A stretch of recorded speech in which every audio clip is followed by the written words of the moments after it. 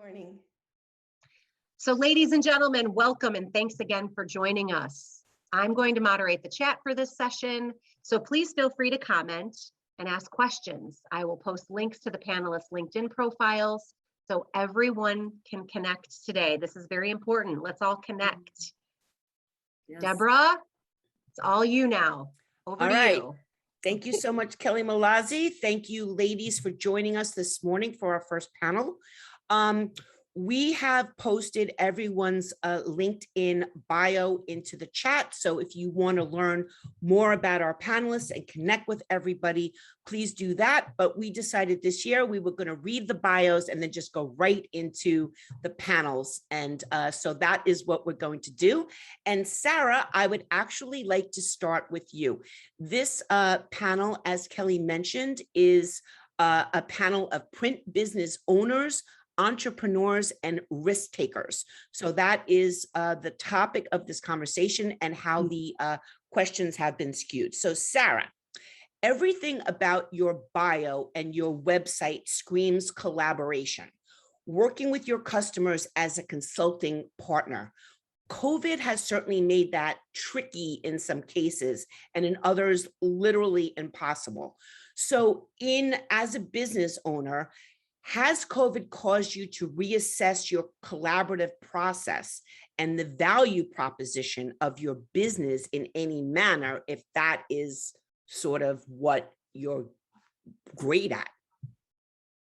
Absolutely. So just to give you a heads up, I keep getting something popping up on my screen that's saying my internet is unstable. So I really, really hope I don't get disconnected. But if I disappear, that's what's going on. So thank you. So excited to be here. This is my first conference with you guys. So I'm super, super excited. So COVID was a little interesting because just a little bit of a backstory. In January, before COVID really kicked in, I had an ankle surgery and I was unable to move, drive for 10 weeks. And it literally took me up to 2 days before COVID shut everything down. So I had already been doing all that social distancing and quarantining for 10 weeks. So it almost was a blessing when it got to COVID, because I had to learn for those 10 weeks how to adapt since I wasn't able to drive to meet with clients. And I really couldn't even come into the office because I had no way to prop my foot up and stuff. So I had to get creative. Obviously Zoom, that was a super popular one to still be able to meet with people, because I didn't want to lose the momentum with my customers. Especially I felt during COVID, it was even more important to be collaborating with them to help spread their message. I created a private Facebook group for my customers, and that is very, very clever. Yes, I love that idea. Stealing it, just so you know. I always say recycle anything I share. So, but that was super helpful. So I was able to share projects that we were doing in a much quicker manner. People could post questions, people could share concerns that they were having and how they were trying to communicate. We did a lot of phone calls. And then when the weather started getting nicer, we still met with people. We just sat outside in lawn chairs on the side of our building, and we're able to still socially distance, but be able to still work together to work on collaborating. So overall, though, I mean, even moving into 2020 this year, when people still weren't all in the offices, this is what I'm really interested in is, as a business owner, how you looked at this and said, if this is what we say we are, we're this collaborative team, and now we can't do that, then how, did you have to change at all what you were saying to people, if you couldn't come over and meet with them? No, not really. We went to phone calls. I tried to do, believe it or not, more FaceTime than Zoom. It felt more personal to my customers. And we were more in that one-on-one setting, like we would if we could meet in person. And the same thing with my employees as well, as people are still not in the office or whatever. I bought those giant sticky note sheets. So I tried to make it feel as much as possible as we were together, still having those same meetings, just on a different platform. So I would hang those giant sticky notes on the wall, pull out my marker, and have that meeting like I would on a whiteboard if we were sitting around the conference table. Okay, thank you so much. Very cool. Carmen, good morning.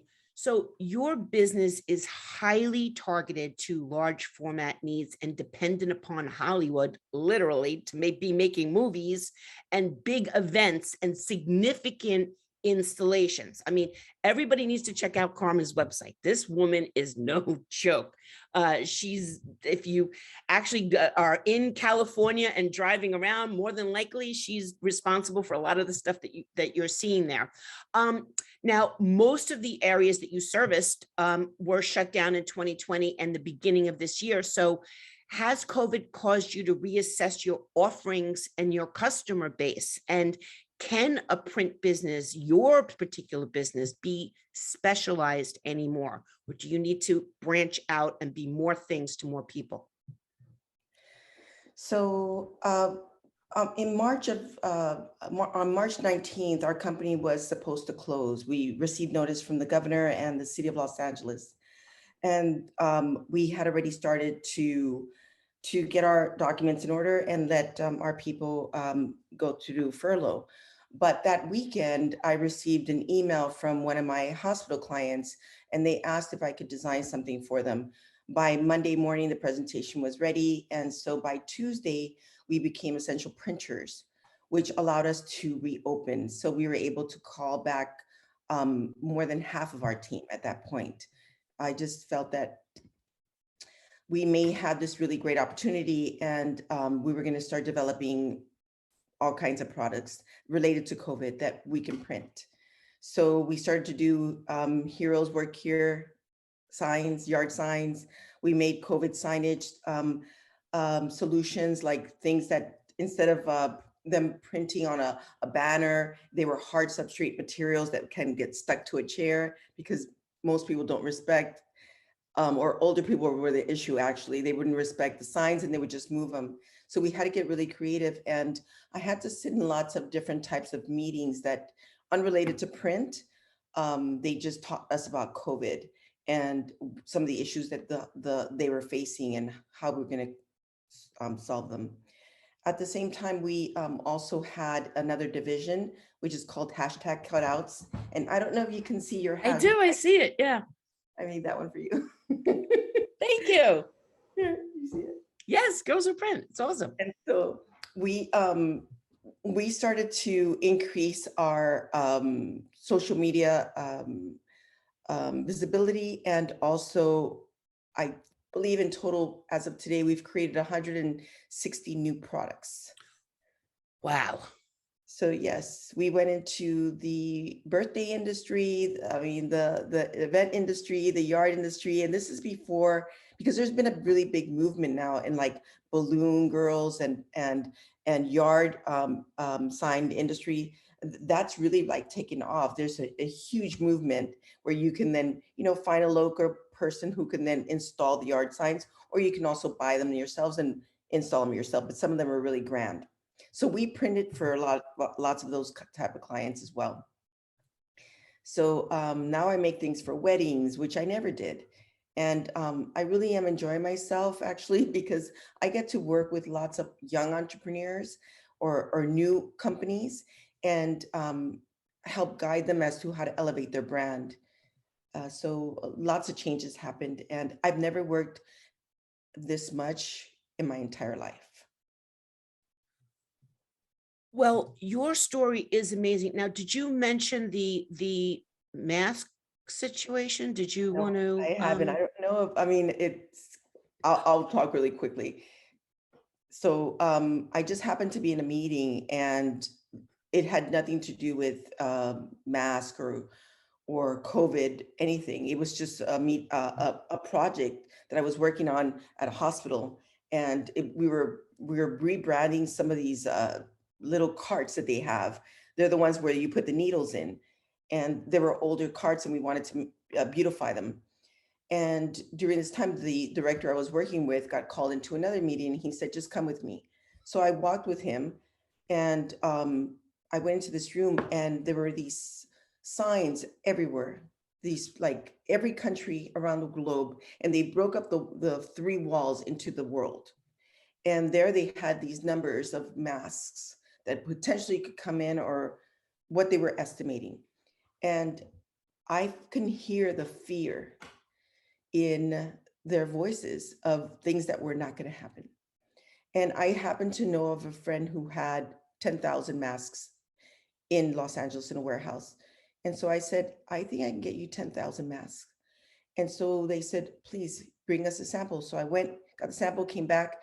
Then they brought in some environmentalist specialists, and they took the mask apart. They literally like started to shred them, and they put them on their noses, and they put them on their ears. And then I realized, well, they're checking to see, you know, the durability or whatever. And they, right there, they gave me a PO.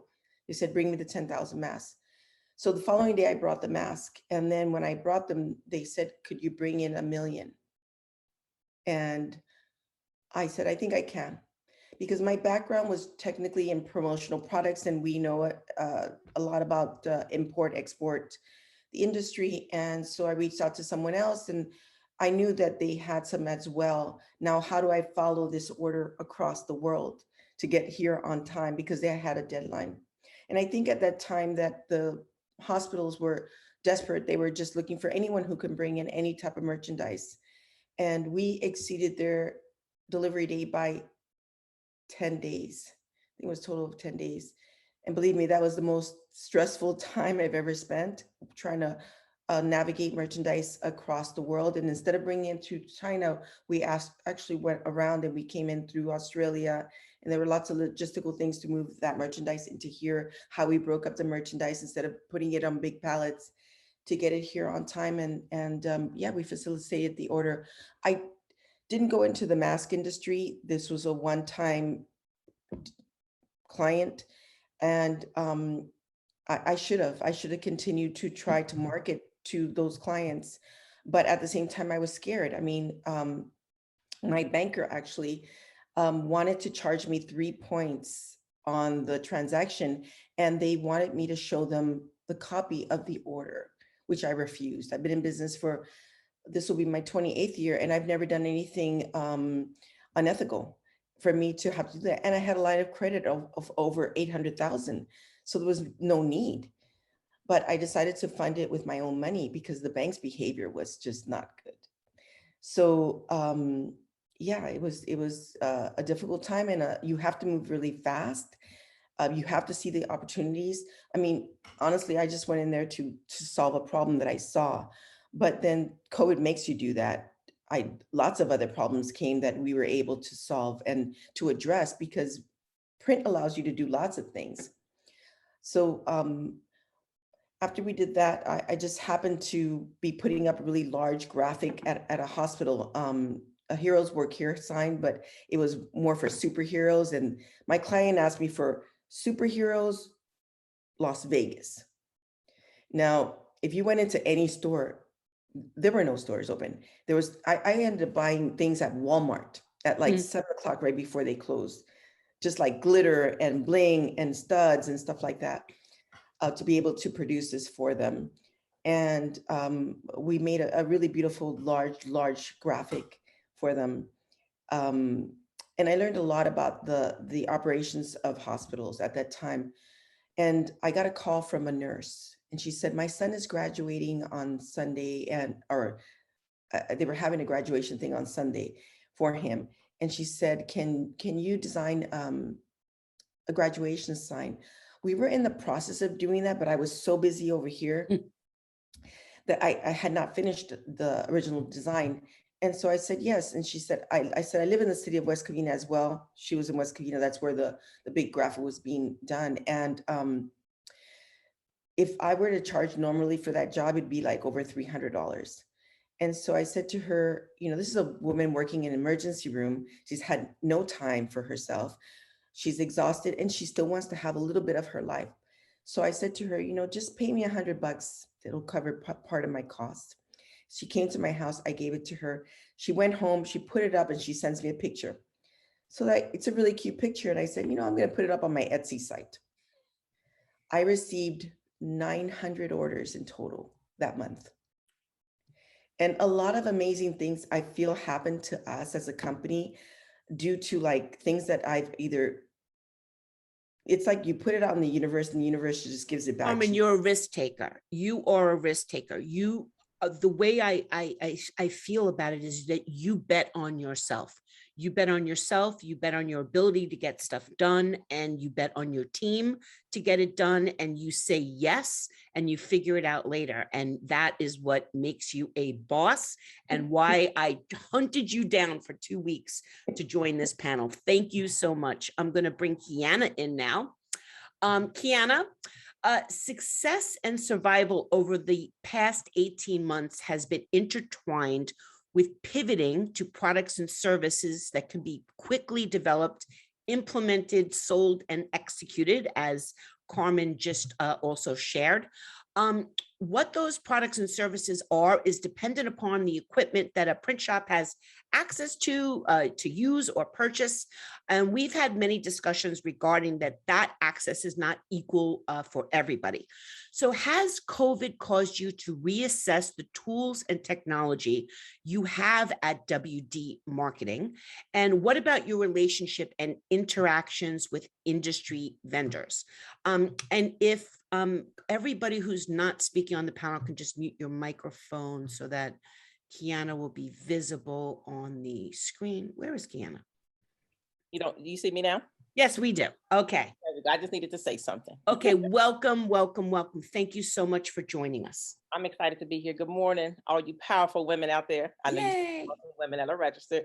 One, this is kind of hard to come back after Carmen and her amazing story. I mean, like you said, that's just such resiliency, and those are some powerful stories to be able to move 1 million masks.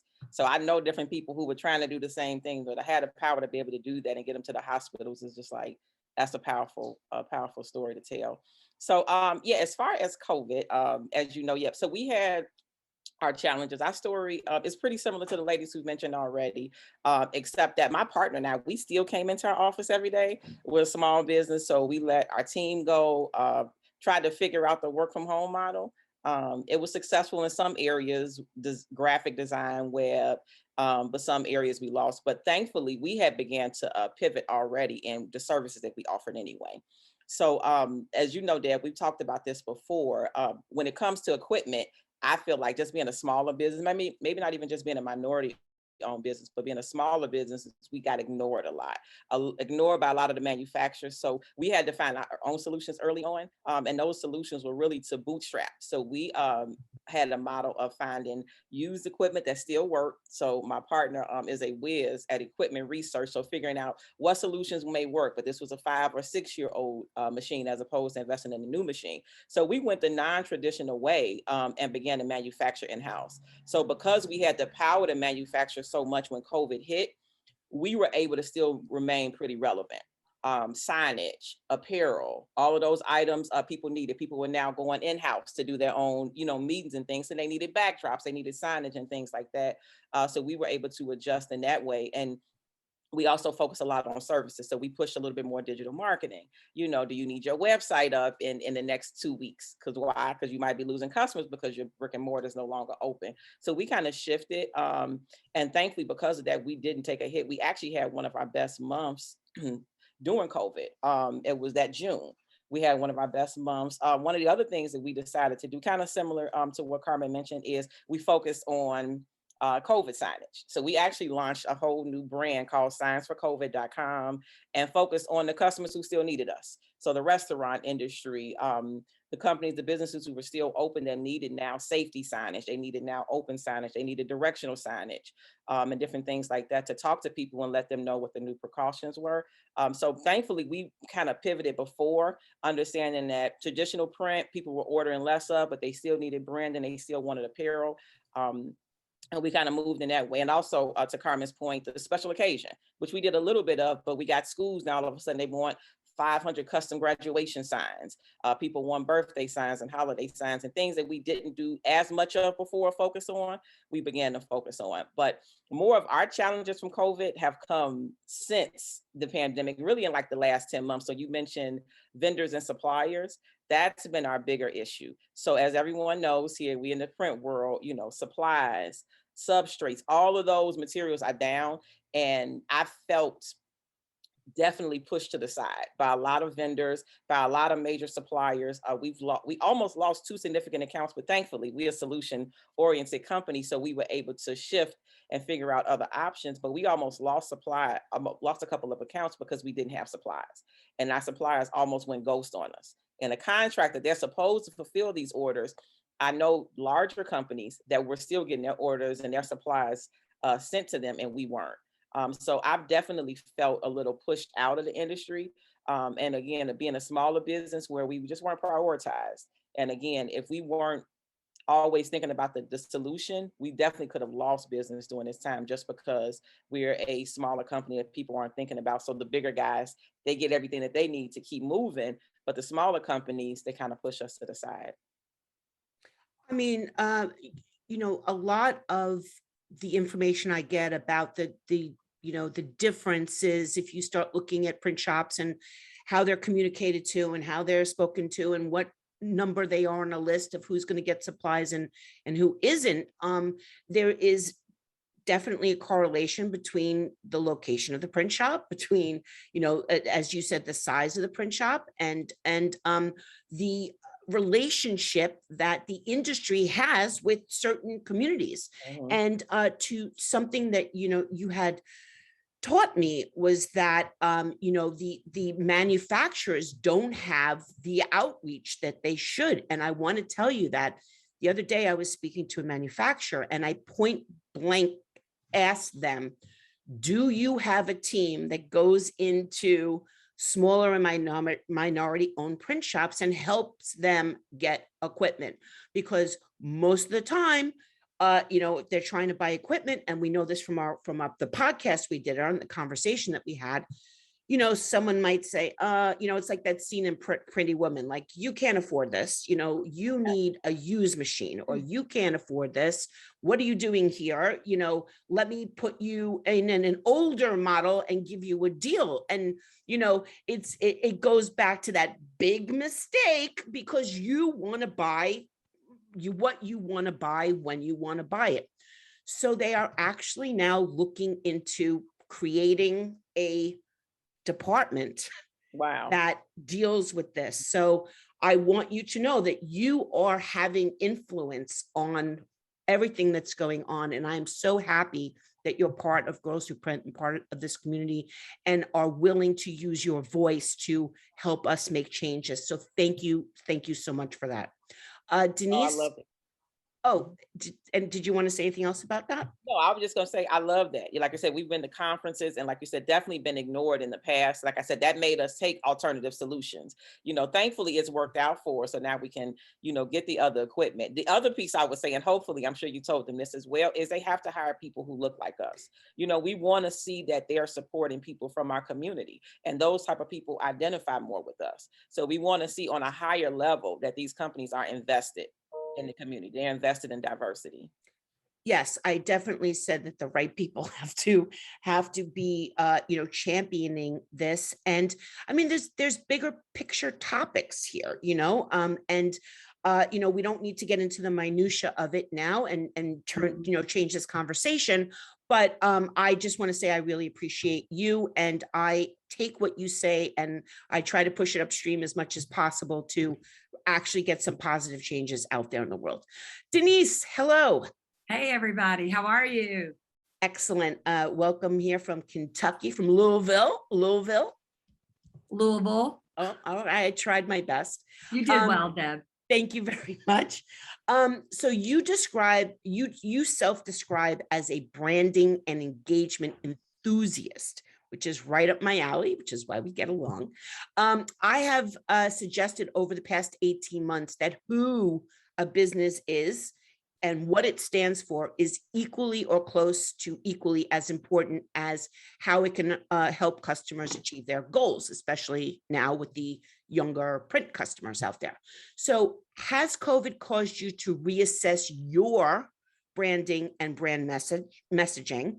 And what value propositions are most important to your customers and the ones that you want to attract right now, which is different than it was in 2018, yeah? Yeah, well, in 2018, we actually left a franchise that we were part of after 25 years. So when you talk about being risk takers, that's what we do in Louisville, Kentucky. You know, it is the Derby City. We have horses here. I'd say to be a risk taker, you've got to gamble and go all in on many occasions. And Jennifer and I have definitely done that. But for us, COVID, so yes, we did. In 2018, we created our own brand that we're very proud of and worked on our branding and brand messaging then. And I think COVID brought additional clarity and focus, along with an opportunity to reassess everything, including our brand and messaging. So we have a new website launching on Monday. And it's really a focus on being helpful and solving problems.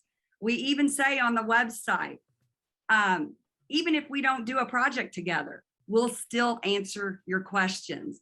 You'll never find an equipment list on our website. We've never hung our shingle on our equipment list. We're like all the other ladies on the panel. We say yes, and we figure out how to get it done. So we really feel digital natives, which are these kids that have grown up with technology and computers. They do a lot of online research before even contacting your company. So we're working to understand what we can do to transition these folks that are looking on your website to real-time interactions, whether that's telephone calls, in-person meetings, discovery meetings. So, you know, we're really using our website to help us start conversations. So when I'm talking to customers or prospects, you know, I always talk about our passion is turning connections into conversations, much like you do, Deb and Kelly. You have lots of connections, but the gold is in turning those into conversations. And then what HighNote, what this brand is all about, is providing a worry-free experience. So we want to start projects on a high note and end projects on a high note. Our shingle is hung on very responsive, raving fan customer service. And we all know right now how important it is to provide great customer service. There's such a perception out there right now that businesses are not open at the same hours, they're short-staffed, there's supply chain disruption. So this is where women, we excel at continuing to smile and provide solutions. So our promise is very simple. We'll bring our customers' vision, strategy, and brand to a higher level of performance while making the process easier, better, and faster. That's what we're all about. Deb, you asked me, you know, what value propositions are important to our customers and the ones that I want to attract right now. You know, the whole thing is about demonstrating our commitment to extraordinary levels of service. And I want people that work with our company to feel really good when they're in our care. And I want our team members to feel really good working here. And that's what it's all about for me. And Jennifer, my business partner, is making people feel good, right? The other value proposition we have out there is providing fresh ideas and new ways of thinking, streamlining the ordering process, making things go easier, better, faster. And when I talk to clients and prospects today, I talk about driving efficiencies across both organizations, not just their organization, but our organization as well. I think as women, sometimes, I don't want to use the word we get dumped on, but sometimes we get walked on. And, you know, for me as the leader of this company, I want all of our team to take pride in the solutions that we provide. And when we start working on ways to drive efficiencies, it has to work across both organizations because our organization needs to be profitable and efficient to continue to serve our clients. And then what's very important to me and our team is caring for each other and our community and stepping up to help others. During COVID, you know, we do a weekly Rise and Shine. It's a Monday morning inspirational email to all of our clients. and friends and fans. And we offered everybody, if you know a healthcare hero or a frontline responder, we offered them a free yard sign to put in their yard. We also went out as a company and just staked, we love our healthcare heroes yard signs in people's yards that we knew were nurses. And we went to some of the local hospitals and put it in front of the hospitals. So those are the types of things, and the branding and the messaging and the value propositions that HighNote is all about. Thank you so much for sharing that. You're welcome. If you could just mute your microphone. Sure. Now I have some more questions. I just want to be mindful of the time. So we're going to do a little bit more of a speed round this time in the sense that we will, try to condense our answers a little bit more. So Carmen, I'm going to start with you. We spoke the other day, and with the work that you do at customer locations, there are additional pressures that you are under to have all your employees vaccinated. How are you navigating this, and is it affecting company morale? You have to unmute, Carmen. And why is Denise on my screen? There. So There's Carmen. we started to address this issue about almost 2 months ago. And unfortunately, on Friday was my deadline for my employees. And what I did was I had very, very transparent meetings. I showed emails. I shared with them what I envisioned also for the safety for for the company. I did get COVID, and I had a very serious case. So, which I shared a picture with Deborah. Not cool, people. And so I took this very, very seriously. And, we are entering facilities that not just hospitals, but we are entering corporate offices when we're doing wall graphics and stuff like that. And I would never want that responsibility to know that I knew something that I could do better and chose not to do it. Something happened? No, it's okay. Go ahead.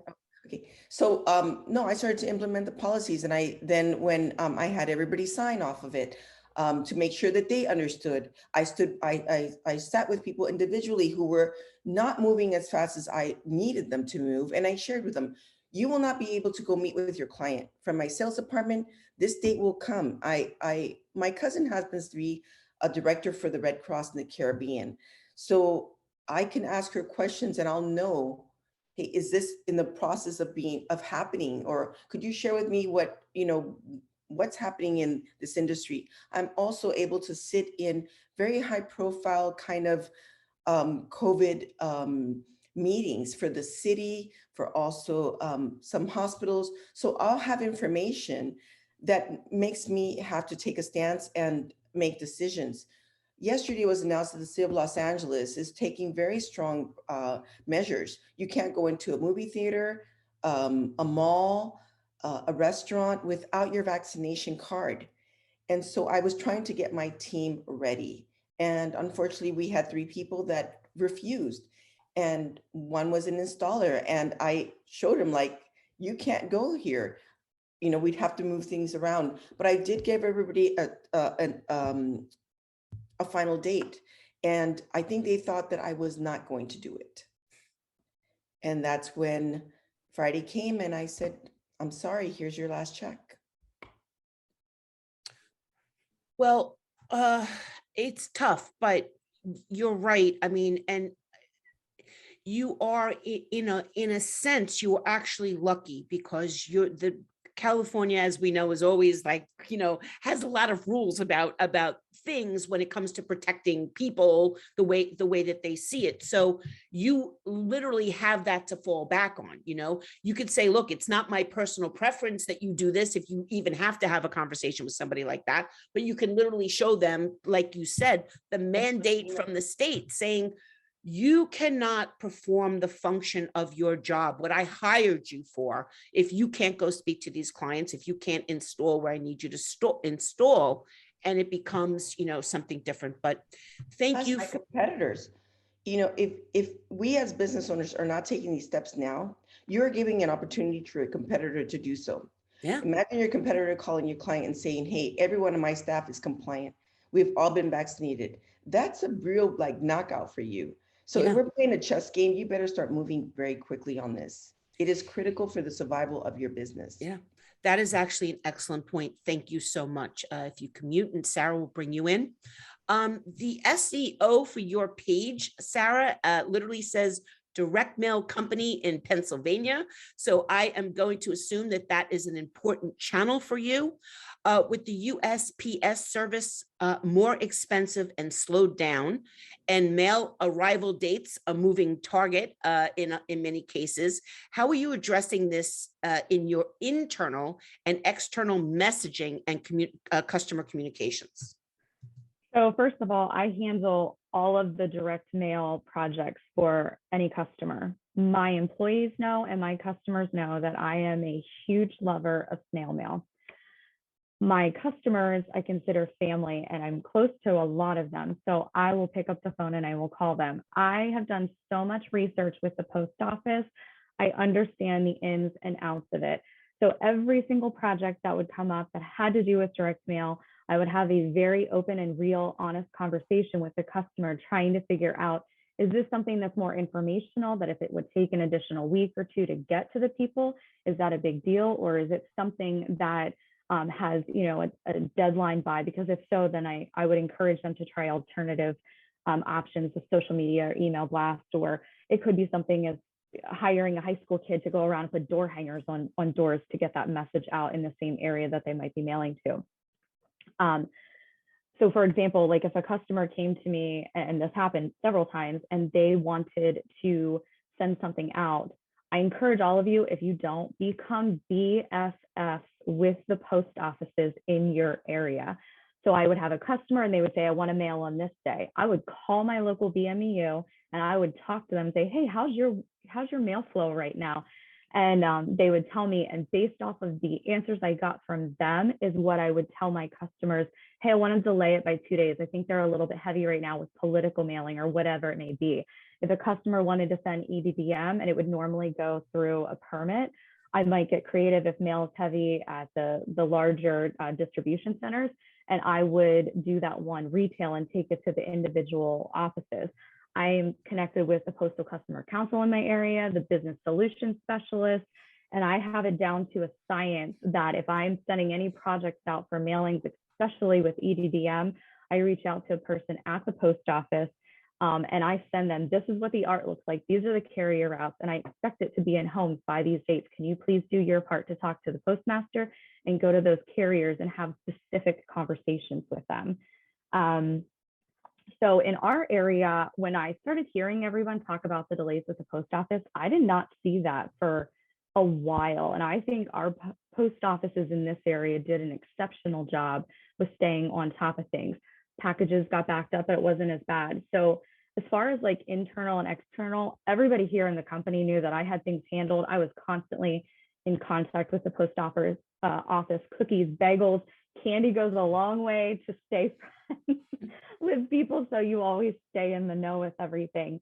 But same thing with my customers. They knew I had their backs, and every single project that came across my desk, I was totally in it for them. I had open and honest conversations, and that determined if I was going to let them mail, or if I was being honest and thought they should be doing an alternative option. Thank you so much for being transparent with people. A little information goes a long way. And, exactly what you said, people are very reasonable, as long as they have information and they can make decisions and you present options to them. As a print customer for over 25 years in advertising agency, any vendor who called me and said, look, I'm going to try to help you avoid something here, but here's my recommendation, but here are some other options, and let's discuss what you think works best for you, not make the decision for me. So I think the way that you're handling it is amazing. And I just want to thank you for that. I do just need to move this along and bring Keeana into the conversation now. So Keeana, leadership is about setting the mission. And over the past 18 months, you and your team at WDB Marketing have stepped up for your community, which has had a positive result of expanding your customer base well beyond Chicago. As well, you redid your website, and as our co-host Aaron would say from on the Elevate Print podcast, you are clearly an unapologetically Black-owned business on that website, and that does not always come without a cost. So how did you assess the potential financial risk of featuring your team on your homepage? And I hope that that is sinking in to everybody else, that needs to be a consideration. Do I show who works here? Do I show who owns this company? And has your business been affected in any way? And I am truly hoping it was only positive, but I don't know the answer, so we will find out. Keeana? Well, I will say you never know who never comes to you because they don't like you. So I would say I've been unapologetically Black since I started. I can't hide that, and I don't want to hide it. I think that it's important, especially in business, for people to know who you are and know what you stand for. And from the beginning, I've always stood to be a Black-owned business. And I believe that most of our clients are Black-owned businesses. So it's important for them to see other businesses that look like them, that are in different industries, that they feel like can understand them. So it's always been important for us not to hide who we are, but to really showcase and highlight that. And I feel like anybody who sees that and believes in that mission will support you even more for it. Anybody who's not going to do it, then those weren't our customers anyway. So that's why I say I don't know if I've missed business, because those weren't truly the people that were supposed to support us. I will give an example that is a positive example since everything happened. So after the George Floyd and the civil unrest, I had, again, most of my clientele African American. I'm in Chicago, in the south suburbs. So predominantly that's the demographic that we have around us. But I had people, white women from the suburbs, who went out of their way, who wanted Black Lives Matter signs, who wanted just general print done for their events and things like that, that said, it's not enough to put a Black Lives Matter sign in my yard. I want to make sure that the Black printer actually did it. I don't want to order online. I don't want to get this from Amazon. I want to get this from, because again, and that's why we represent who we are so proudly, because I look at my business as part of an economic solution. When you talk about challenges and issues that go on in the community, a lot of it with the right support, the right structure around you, and strong businesses can be fixed, or it can at least be worked on. So I've always looked at being a business in our community as part of the solution for change. So I would say, like I said, I've seen over the last 18 months, definitely more positive. I've had these pictures on my website for the last 15 years, because again, if you're going to support me, I want you to support me because you know who I am. Right. I want to do a great job, but I'm not going to apologize. And if you don't want to support me for that, then you're not the right customer, because I feel like everything that we do, we go above and beyond. So I only want to bless and work with people who have a positive, relation to me anyway. So again, Okay. that's my story. But I will say, Deb, just to that point again, we've seen some positive things since, where people literally have went out of their way to support us, because they say, I understand why it's so important now to support Black-owned businesses. Yeah, and that's also something that, you have taught me as well, that when people say, what can I do? So shop, buy, purchase. I mean, Uber Eats has, like when I open it up now, it tells me the restaurants that are owned by my Black and minority owned people, and things of that and the other nature. So, sometimes it takes a little bit of an effort, but now there's more visibility, and I think that that's really important. So thank you again for representing and for sharing your story. Denise, going to bring you in. You describe your team as energized experts in the marketing and direct mail space, and the people behind the passion of HighNote to deliver for customers. Remaining energized and passionate about anything over the last 18 months has been difficult for many people, myself included, and mental health at work is literally a trending topic. So as a business leader, how will you manage managing stressed out employees who need to perform based upon your description of your company, and how are you keeping them motivated, positive, and productive? And I do want you to answer, and we're just going to keep going, but I just want everyone to be mindful of the time. I do want to ask Carmen one question after this. Go ahead, Denise. Gotcha. You know, I've heard people, we're very open and honest communicators with our team. We share a lot of information. We always have in our company. So, you know, from day one, we were honest. Every team member knew that we wanted to keep everybody safe. They knew that, you know, this was survival mode. And we shared lots of information. We ask our employees and team members on a daily basis, how are you feeling? Is your family okay? Because we are a family here. So every day I wanted to get a thumbs up or a thumbs down. You good or not good? Jennifer and I radiate positivity and enthusiasm every day. We have to. Everybody in the company is looking at us as leaders. So I think women by nature are caregivers and caretakers, and we've always exuded that positivity and enthusiasm because it's contagious. So coming in every day with a positive attitude. And of course, you know, simple things like coming together as a team. We end meetings and we say, go HighNote.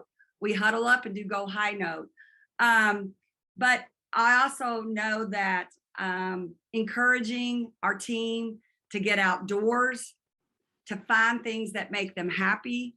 One of my coworkers shared the story that, you know, he didn't have to drive into work every day. So he was saving that amount of time.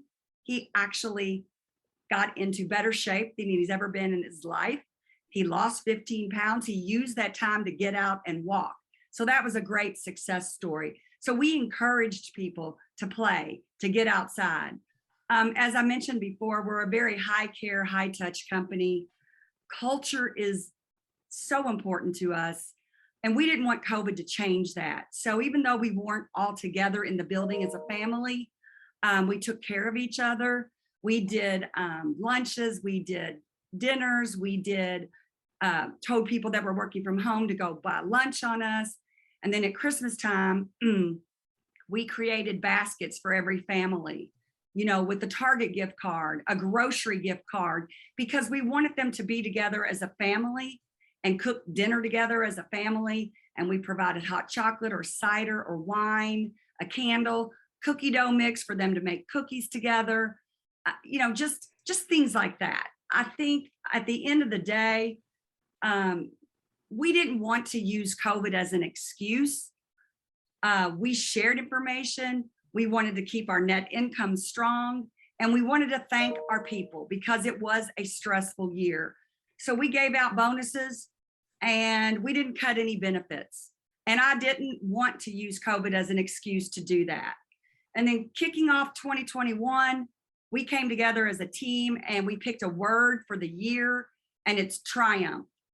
We know that in 2021, we are going to triumph over adversity. So our Heart and Soul Spirit Committee picked back up with all kinds of fun things. This is a committee I created internally. We asked for volunteers to join a spirit committee, and they plan out the activities for the company for the year. We've had things from a guy coming in and cooking. He flips pancakes in the air and you have to catch them on a plate. So we kick off the year with the pancake breakfast. One of the most favorite events we just had was a cookout with a cornhole tournament. And people just went crazy over that. We just had an ice cream bar with all the toppings brought in. We just do all kinds of fun things. And to me, all of that reinforces we're a family, we care about each other, and it's part of our culture keeping people motivated. Because I truly believe our people are our secret sauce. Yeah. We don't have all the, you know, we don't have the biggest printing facility. We don't have 10 digital presses sitting on our floor, but what our competitors can't duplicate is our people. Right. And I'm very proud of our people. Thank you. And your Mhm. attitude, it really does matter. And, you know, in the South, bless their heart, and there's all this kind of, like, the kind of hiding what you maybe truly feel and think, but you cannot fake what you are saying and the feeling and then delivering on it, which I know that you do. So thank you very much. The you. last question for this panel goes to Carmen. And yet another reason why I really wanted Carmen on this panel, and it goes to a discussion that Keeana and I were having the other day as well. So Carmen, you are the former president of the Los Angeles chapter of the National Association of Women Business Owners. And you have made a significant business investments in certifications, considering the time, effort, and in some cases, the cost to obtain them. Has it paid off? And what is your advice for women and minority-owned businesses out there who may be assessing getting certified? And if you could just tell everybody how many, you don't have to list them, but then you must have at least 10 certifications. Yes, Carmen? You're muted, Carmen. I don't, okay. There you go. So I do. I have a SBA, an AA, a WBE, MBE, LBE. I'm certified for the state of California as a SMNBDC. The reason I chose to do this is because I felt that if it just can get me to the table. Once you're at the table, it doesn't really matter if you're a woman or if you're a man at that point. You have to prove yourself. You have to almost overperform in some things. Absolutely, because, coming in as a minority, it's kind of the minority word alone is somewhat of a negative. So it's just a different marketing angle to get there. But at the same time, you have to be marketing traditionally, to achieve your goal. There are some benefits through government agencies that they may have an allowance for 5% if you're a certified company, which then, when you're looking at a competitive bid, there's two numbers that are somewhat equal. They'll look at that and then they'll consider, okay, well, 5% will allow her to then have this contract and maybe grow. I'm very transparent, and I've shared with the city, like, when I get a contract, this is who I hire, so that they can see my numbers as well. Like having those really true open conversations of, what do you do when you get a job? Well, I either invest in equipment, and having those conversations also allow us to then speak to other people about growing a business, a minority business.